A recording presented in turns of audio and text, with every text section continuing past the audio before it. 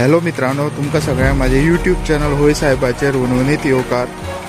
तर 2-3 दीस जाले गोंयान मोठ्यान मोठो पावस पडत आसा आणि ताकाच लागून आमच्या गांवान जी दुधसागर न्हंय आसा ती ऑलमोस्ट म्हणल्यार त्या न्हंयक हुंवार आयला।